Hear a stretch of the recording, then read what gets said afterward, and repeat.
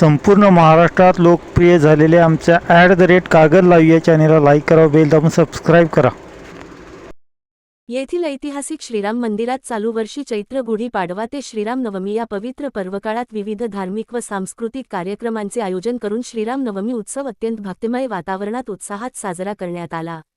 आज प्रभू श्रीराम जयंतीनिमित्त दुपारी 12 वाजता श्रीराम जन्मोत्सव सोहळा मोठ्या भक्तिभावाने व विधिवत पार पडला.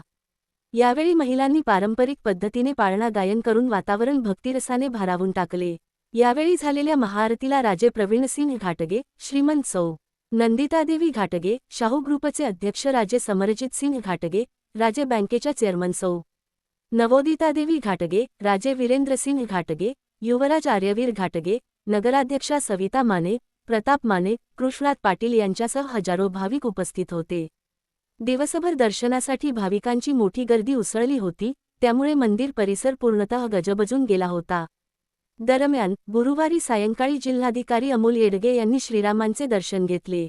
तसेच भरतनाट्यम व कथक नृत्य सादर करणाऱ्या कलाकारांचे कौतुक केले. श्रीराम मंदिर देवस्थान जीर्णोद्धार समितीमार्फत आठवडाभर विविध धार्मिक व सांस्कृतिक कार्यक्रमांचे आयोजन करण्यात आले होते. यामध्ये श्रीराम नाम जप, भजन, संगीतमय कार्यक्रम, सुंठवडा व प्रसाद वाटप यांचा समावेश होता. श्रीराम जय जय राम व जय श्रीराम या घोषणांनी संपूर्ण मंदिर परिसर दणाणून गेला होता.